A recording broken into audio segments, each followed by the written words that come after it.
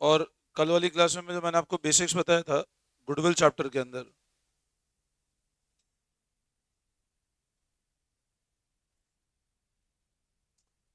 ठीक है। देखो कल वाली क्लास में हम लोगों ने गुडविल के अंदर एक तो ये डिस्कस किया था कि गुडविल को वैल्यूएशन कब कब करना पड़ता है, और गुडविल का मतलब कौन सा असेट होता है फर्म का, it is the type of intangible asset. और गुडविल कब कब वैल्यू करनी पड़ती है, तो गुडविल तब वैल्यू करनी पड़ती है जब प्रॉफिट रेशियो चेंज होता है, एडमिशन होता है, रिटायरमेंट होता है, डेथ या अमल commission. These are the case when goodwill need to be valued, ठीक है। अच्छा, उसके बाद मैंने बताया था गुडविल वैल्यूएशन के क्या क्या मेथड्स हैं। तो there were three methods for valuation of goodwill. First was average profit, second super profit, third capitalisation method. तो तीन मेथड हम लोगों ने डिस्कस किए थे गुडविल के वैल्यूएशन के लिए। एवरेज प्रॉफिट में दो होते हैं, एक होता है सिंपल एवरेज, एक होता है वेटेड एवरेज, ठीक है ना। कैपिटलाइजेशन एवरेज और कैपिटलाइजेशन सुपर प्रॉफिट, बोलो इसमें कोई डाउट? ये क्लियर है? ठीक है, अब लिखो इसके बाद नेक्स्ट हेडिंग। देखो टाइप्स ऑफ गुडविल।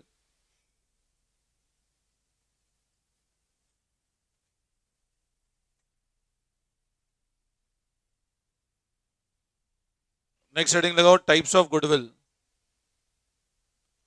अब ये जो गुडविल है ना मेनली दो पार्ट में डिवाइडेड है। फर्स्ट लिखो आप सेल्फ जनरेटेड गुडविल,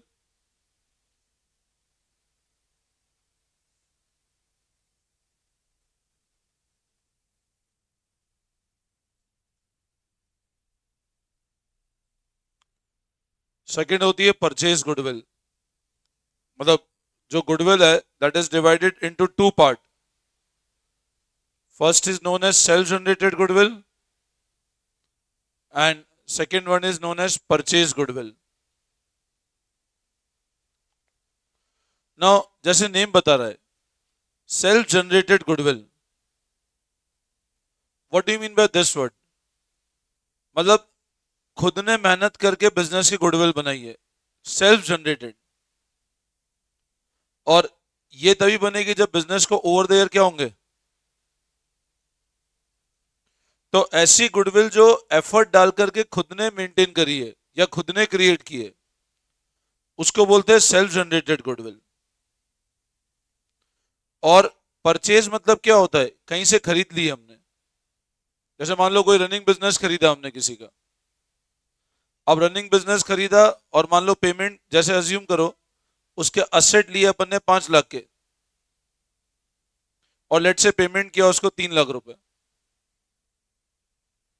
अब आप समझो असेट लिए कितने के अपन ने और पेमेंट कितना किया अपन ने, 3 लाख। मतलब आप बताओ 5 लाख के असेट के अगेंस्ट कितना पेमेंट किया अपन ने, या मान लो 5 लाख के अगेंस्ट के अपन ने 8 लाख का पेमेंट किया। दो केस है, सामने वाले का वैल्यू था कितने का, बट आप रेडी हो कितना पे करने को।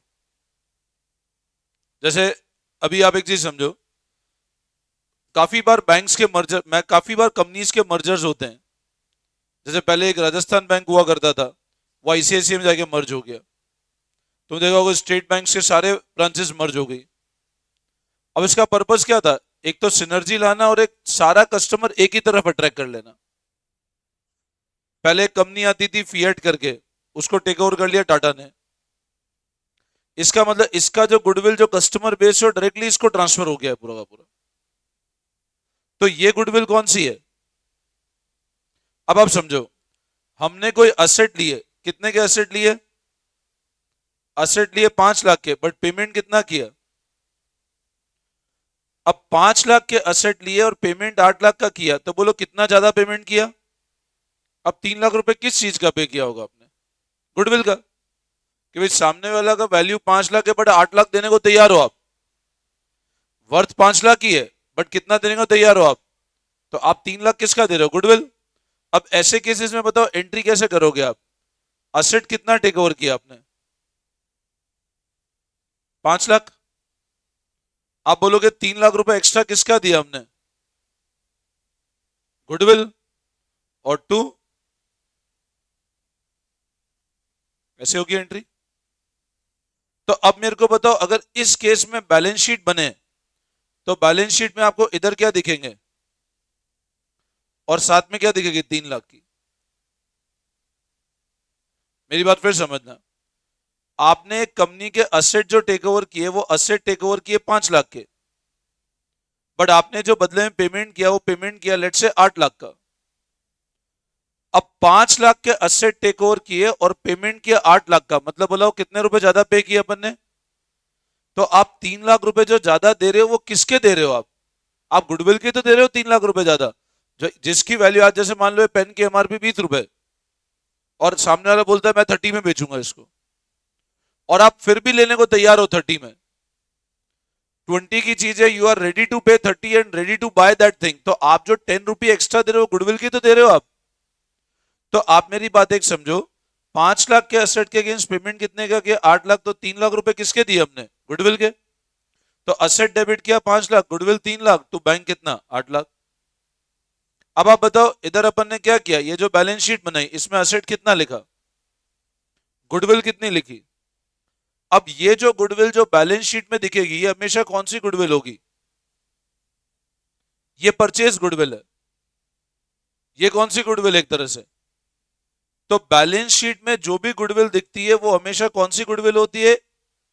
जो अपन खरीदी हुई गुडविल है। आई बात समझ में? तो अब लिखो नेक्स्ट लाइन में, लिखो सेल्फ जनरेटेड एंड परचेज, ये लिख लिया। अब लिखो the goodwill which is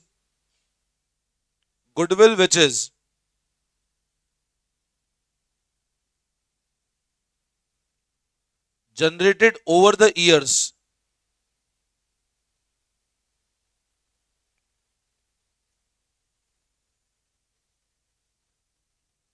with regular efforts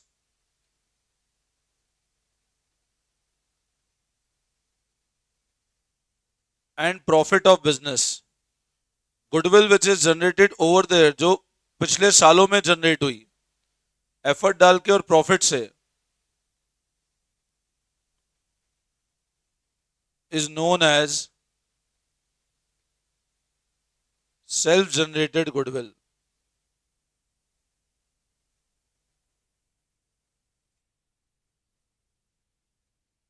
और फिर लिखो next line, valuation is always done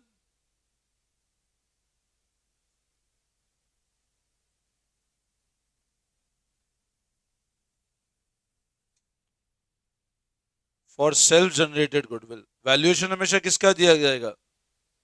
वो गुडविल का जो सेल्फ जनरेटेड है, मतलब हम जो वैल्यूएशन करेंगे हमेशा सेल्फ जनरेटेड गुडविल का ही करेंगे हम लोग। तो वैल्यू हमेशा किसकी निकालते हैं हम लोग? सेल्फ जनरेटेड गुडविल की। तो ऐसी गुडविल जो ओवर द ईयर जनरेट की है with profit of the business, उसको बोलते हैं सेल्फ जनरेटेड गुडविल।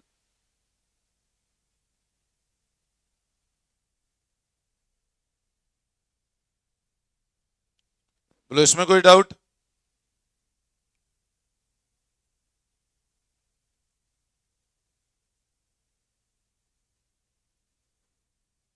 और फिर लिखो नेक्स्ट लाइन में, goodwill which is acquired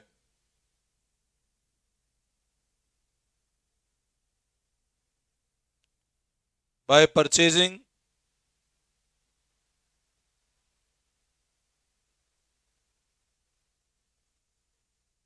running business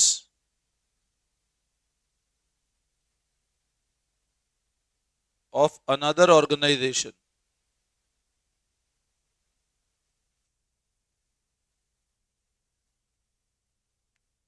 is known as purchase goodwill.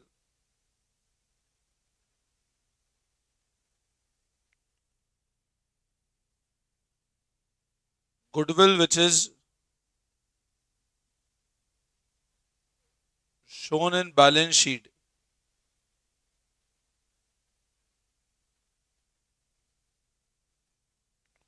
is always purchase goodwill।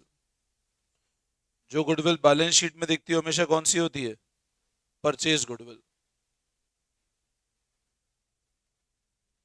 तो किसी और बिजनेस को खरीद करके जो गुडविल आई वो परचेज गुडविल है, and that is always shown in the balance sheet.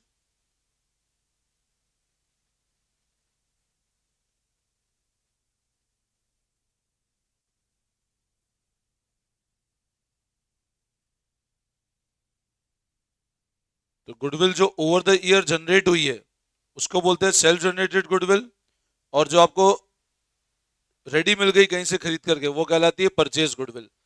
ये बहुत अच्छे से समझ लेना, पार्टनरशिप के अंदर परचेज गुडविल का सेल्फ जनरेटेड गुडविल से कुछ लेना देना नहीं है। मतलब परचेज गुडविल बिल्कुल अलग है और सेल्फ जनरेटेड गुडविल बिल्कुल अलग है, ठीक है ना। इस गुडविल का इस गुडविल से कोई लेना देना नहीं है, मतलब ये गुडविल आपस में कहीं भी इंटरकनेक्टेड नहीं है। Getting my point? ये बिल्कुल अलग गुडविल है, ये बिल्कुल अलग गुडविल है। ये एक तरह का, ध्यान है अपन ने 11th क्लास में कंसेप्ट पढ़ा था फिक्टिशियस एसेट फाइनल अकाउंट्स के अंदर, कि ऐसा खर्चा जिसको अपन खत्म कर देते हैं। अपन ने कैपिटल एक्सपेंड, अपन ने जब पढ़ा था डेफर्ड रेवेन्यू एक्सपेंडिचर, मैंने आपको पढ़ाया था deferred revenue expenditure, it is a type of that asset, ठीक है ना। तो अब आप ये चीज समझ लेना कि ये गुडविल का नॉर्मल गुडविल से कुछ लेना देना नहीं है। और हम जो वैल्यू करेंगे कौन सी करेंगे हमेशा, ये वाली गुडविल को। आई बात समझ में? ठीक है, अब एक नोट करके लिख दो।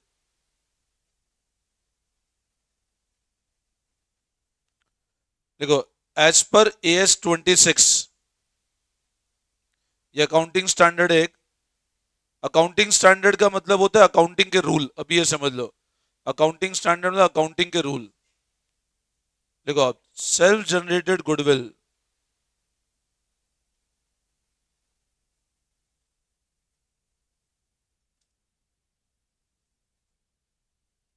Can never be recorded in the books.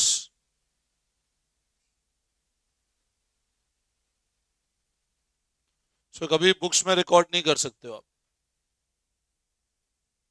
खैर ये वाला पॉइंट मैं आगे समझा दूंगा, अभी मैंने आपको लिखवाया इसलिए मैं नोटिंग करा दिया है ना, बट ये मैं आपको नेक्स्ट चैप्टर्स में समझा दूंगा आगे, ठीक है ना। इसको कभी बुक्स में रिकॉर्ड नहीं कर सकते हो, ये मैं आपको आगे वाले क्लासेस में समझा दूंगा एक बार, ठीक है ना।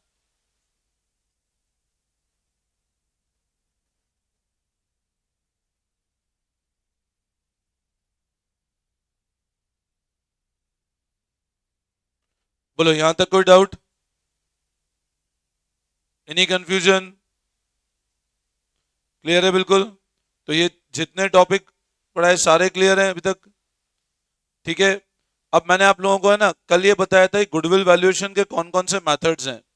तो ये बताया था गुडविल वैल्यूएशन में एक तो मेथड कौन सा होता है, एवरेज प्रॉफिट कितने तरह का होता है? दो, एक तो सिंपल और एक वेटेड, सुपर प्रॉफिट और कैपिटलाइजेशन मेथड, ठीक है ना। अब हम लोग जो फर्स्ट मेथड स्टार्ट करेंगे कौन से मेथड से स्टार्ट करेंगे? एवरेज प्रॉफिट मेथड, ठीक है ना। तो लिखो आप first heading average profit method.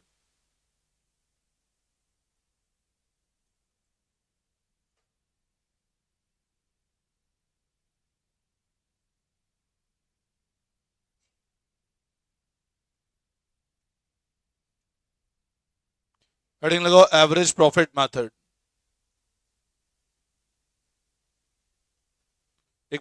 ठीक है, अब लगाओ first heading average profit method.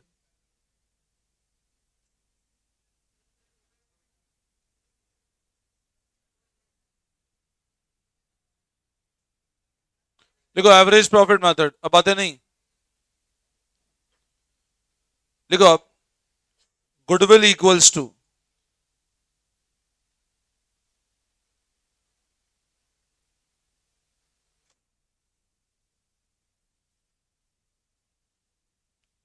Average profit into number of year of purchase.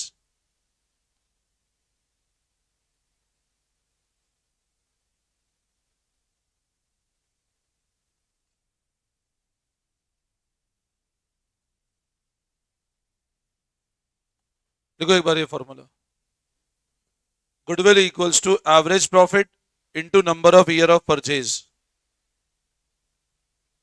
And average profit equal to total profit divide by number of years. तो as per this method goodwill का formula क्या है? Average profit into number of year of purchase, और average profit निकालने का formula है total profit divide by number of years.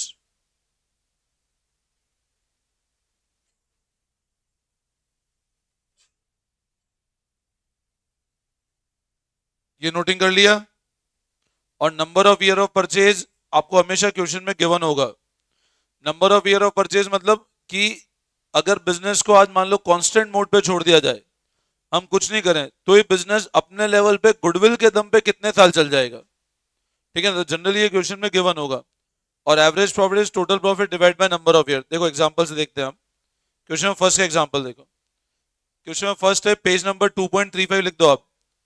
Page number 2.35 question number 1। इधर ध्यान देंगे एक बार आप लोग। क्या गिवन है क्वेश्चन में? Goodwill is to be valued at 3 year purchase. Goodwill का वैल्यूएशन कैसे करना है? 3 year purchase of 4 year average profit. Average कितने साल का लेना है? 4 साल का। But number of year of purchase कितना है? 3। मतलब ये 3 ईयर परचेज का मतलब क्या है कि बिजनेस अपने दम पे आज अगर आप कुछ नहीं करोगे तो भी अगले 3 साल चल जाएगा। 3 ईयर परचेज मतलब। बट एवरेज कितने साल का लेना है आपको? Normal business profit for the last 4 year ending 31 मार्च। अब है ना, ये लाइन हमेशा ध्यान से पढ़ना। एंडिंग 31 मार्च, इसका मतलब क्या हुआ? 31 मार्च 2023। तो ये कौन सा साल हुआ? 31 मार्च 24, मतलब 23-24। 31 मार्च 25, 24-25। और 31 मार्च 26, 25-26। तो ये प्रॉफिट है 12, 18, 16 और 14। Calculate the amount of goodwill. तो सबसे पहले क्या करेंगे? एवरेज अपने को कितने साल का लेना है? 4 साल का। और number of year of purchase कितना है? 3। Calculate the amount of goodwill. तो लिखें आप लोग, goodwill equals to question number 1, page number 2.35। Goodwill equals to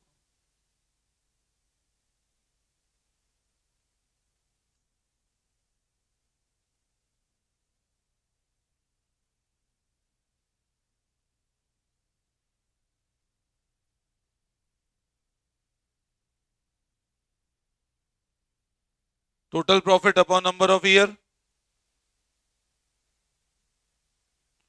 now what will be total profit?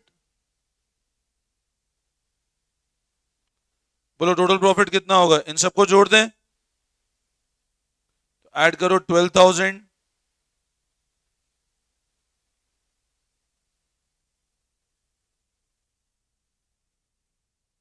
कितना आता है? 30 + 14 + 16, टोटल कितना आया?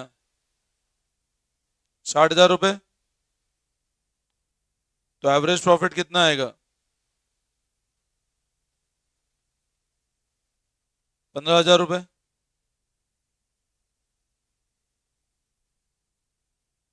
इसमें कोई दिक्कत? टोटल प्रॉफिट 60,000 है, एवरेज कितना आया? तो 15,000 रुपए एवरेज प्रॉफिट है। अब गुडविल क्या होगा बताओ? कितने ईयर ऑफ परचेज है? It is 3 year purchase. कितने ईयर परचेज है? 3। तो किससे मल्टीप्लाई कर दें इसको? Into number of year of purchase. तो इंटू क्या कर दें? तो 45,000 लिखो आप। तो आपका आंसर है 45,000। मतलब इस केस में अब ये गुडविल सेल्फ जनरेटेड है। मतलब गुडविल का वैल्यू कितना है? 45,000। बोलो इसमें कोई डाउट? Any confusion? कॉपी कर लो फटाफट।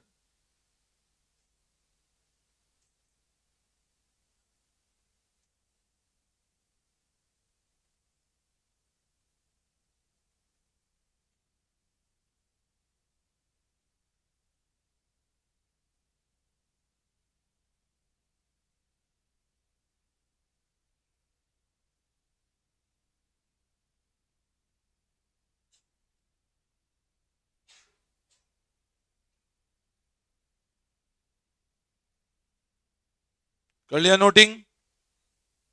करो फटाफट।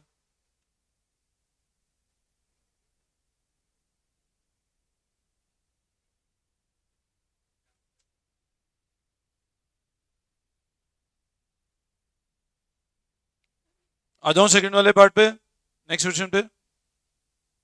कोई डाउट इसमें? कॉपी कर लिया सब लोगों ने? Come to next question number 2। ध्यान दो क्वेश्चन नंबर 2 पे। Profit for the 5 year ending 31 March are as follows. अब पिछले 5 साल का प्रॉफिट है 4 लाख, 398, 450, 445 और 5 lakh. Calculate goodwill of the firm. कितने ईयर परचेज है और कितने साल का एवरेज है? एवरेज 5 साल का और number of year of purchase कितना है? 4। मतलब एवरेज 5 का लेना है और ईयर ऑफ परचेज लेने हैं 4। तो क्या करें? एवरेज 5 का लेना है तो सबको ऐड करके डिवाइड बाय 5। सबको ऐड करके डिवाइड किससे करें? तो लिखो आप total profit equals to again.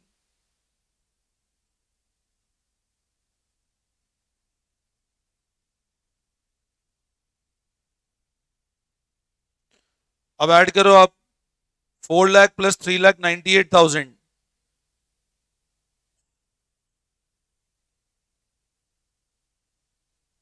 Plus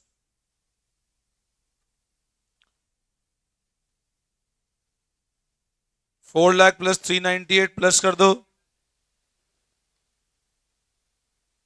450 plus 445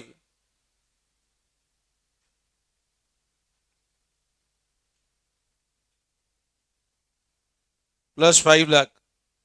ये क्वेश्चन में गिवन है वैल्यू मेरे को सारी, है ना? ये देख लो, ये सारी वैल्यू क्वेश्चन में गिवन है।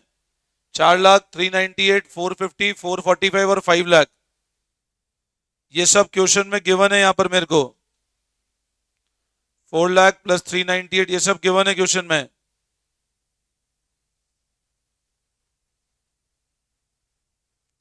ये नोट कर लिया? अब इन सबको ऐड करके किससे डिवाइड करोगे? ये कितना आ रहा है? ऐड करो, कितना आ रहा है? 20, 21,93,000। ये टोटल आ रहा है 21,93,000। तो एवरेज प्रॉफिट क्या आएगा?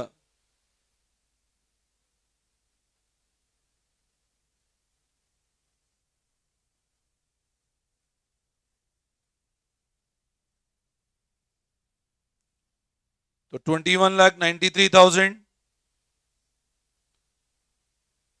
एवरेज आ रहा है 438,600। समझ आया सब लोगों को क्या किया? क्वाइट सिंपल क्वेश्चन है, ध्यान देना। गुडविल निकालना है, 4 ईयर परचेज है, एवरेज 5 ईयर का लेना है। तो सबको ऐड किया, ऐड करके डिवाइड बाय 5, तो एवरेज प्रॉफिट आ गया। एवरेज आया 438,600। टोटल प्रॉफिट आया 21,93,000। अब गुडविल क्या हो जाएगा बताओ? 4 ईयर परचेज है तो इंटू कर दो 4,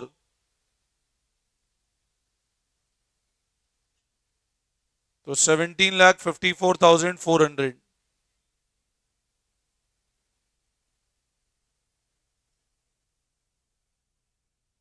ये आपके गुडविल का वैल्यू आ जाएगा।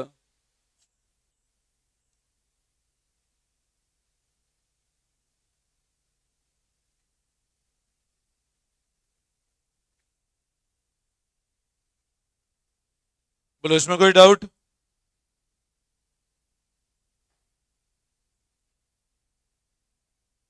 कॉपी कर लिया सब लोगों ने? वापस समझाओ।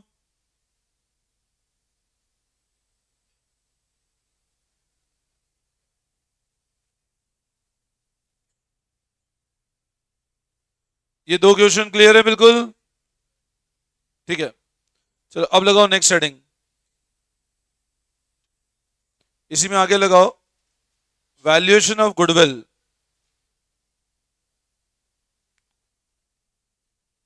Profit adjustment.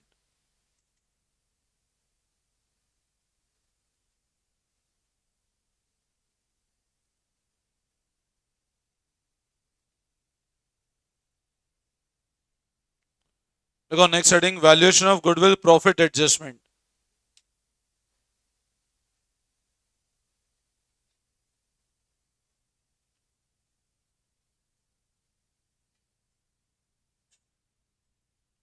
Valuation of goodwill profit adjustment. अब देखो ये वाला कंसेप्ट सब लोग ध्यान समझो। जब भी हम लोग गुडविल कैलकुलेट करते हैं,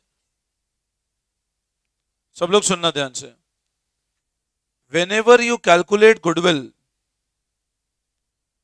अब प्रॉफिट एडजस्टमेंट का मतलब क्या होता है कि प्रॉफिट कौन से लेने हैं हमको। जब भी हम लोग गुडविल कैलकुलेशन करते हैं, प्रॉफिट एडजस्टमेंट का मतलब कि प्रॉफिट कौन से लेने हैं हमको। तो इसमें सब लोग एक पॉइंट लिखो, ये हेडिंग लगा लो पहले। ये हेडिंग लगा लिया सबने? अब लिखो, whenever goodwill is to be estimated,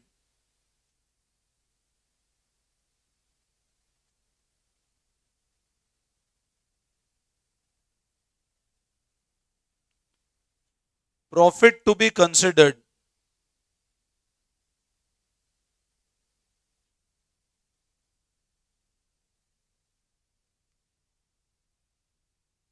are always trading profits.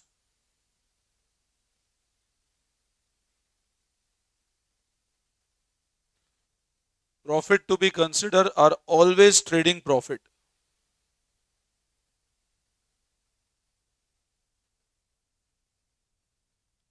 देखो, trading profit means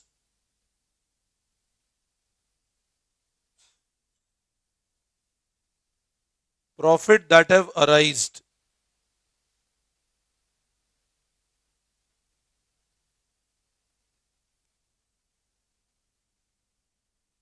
in normal course of business.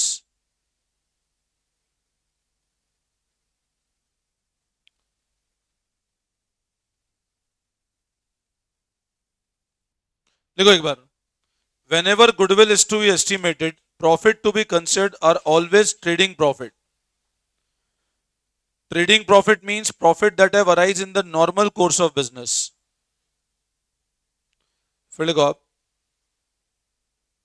if profit includes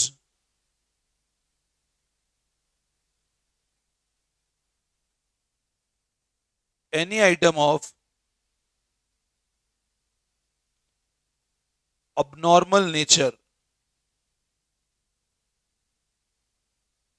it will be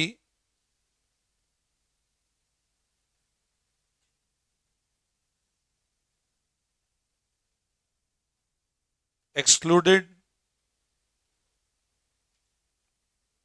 for goodwill valuation. एक बार आप नोटिंग कर लो, फिर मैं समझा रहा हूँ, है ना।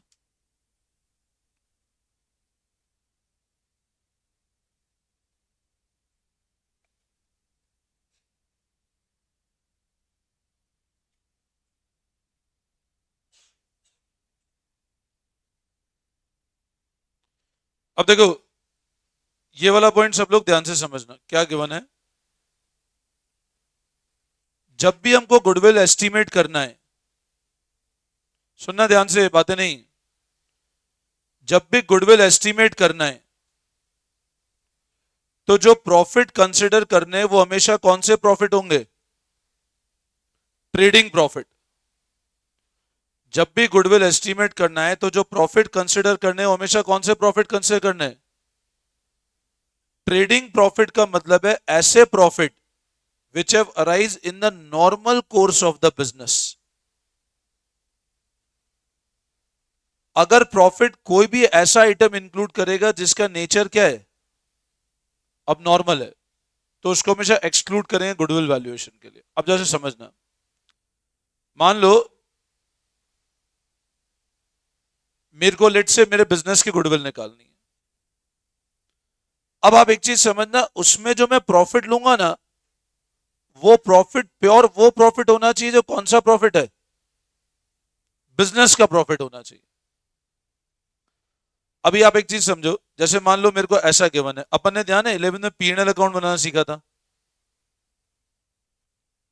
और पीएनएल में हम लोग इधर करते थे बाय ग्रॉस प्रॉफिट, फिर इधर हम लिख देते बाय लेट से प्रॉफिट है ऑन सेल ऑफ मशीन, कोई इंटरेस्ट इनकम है वो भी यहां लिख दिया हमने।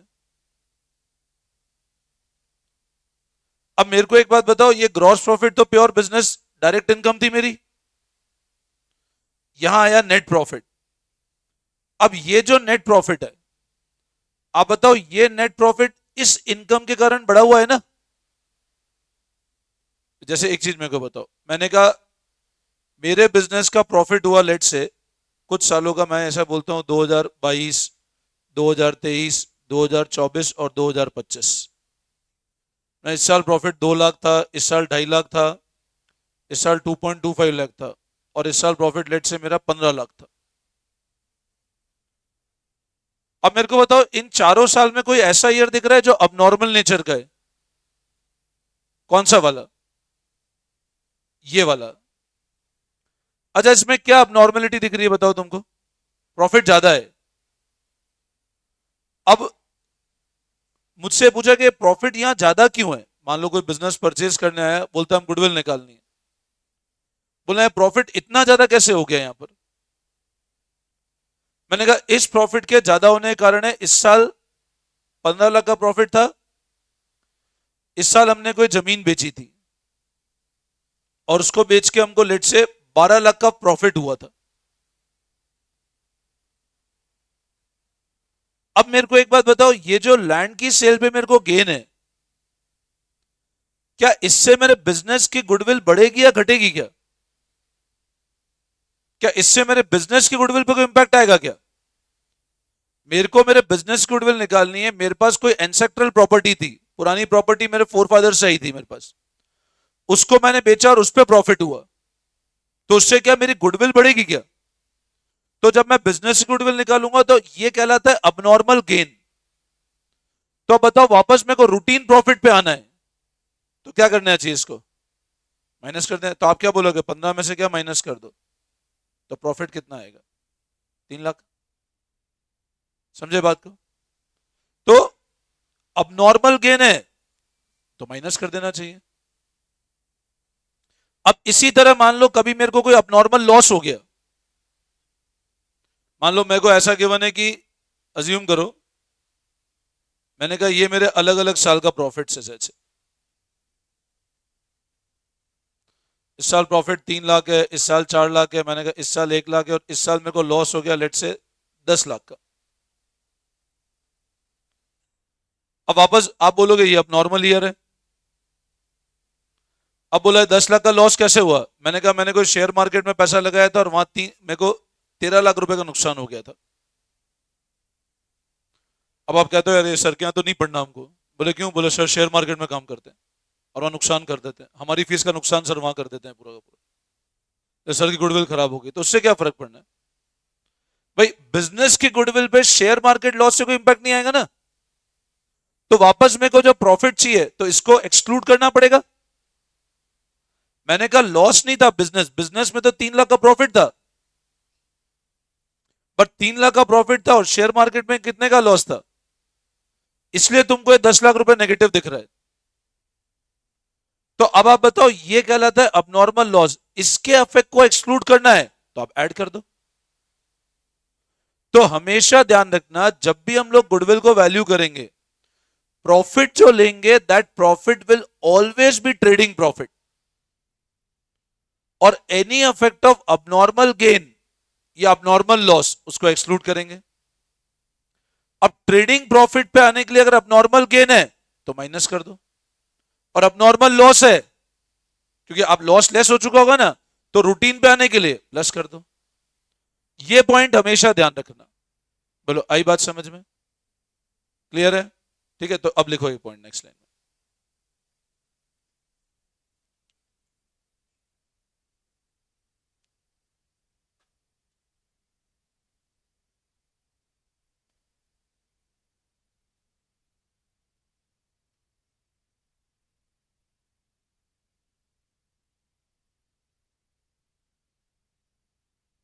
Given profit minus abnormal gain,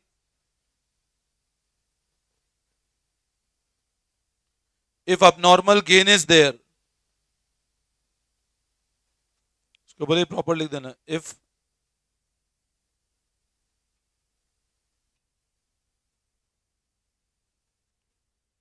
abnormal gain is there, तो प्रॉफिट क्या होगा, गिवन में से माइनस कर दो, if abnormal loss is there,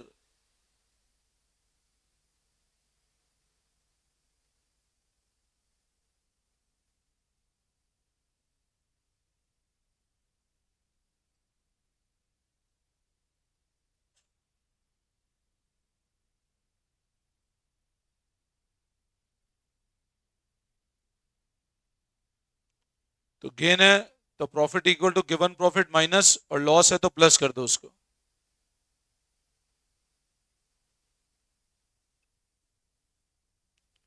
बोलो इसमें कोई डाउट? ठीक है, अब इस पैटर्न क्वेश्चन हम लोग नेक्स्ट क्लास से करते हैं कंटिन्यू, ठीक है ना? चलो, thank you all of you.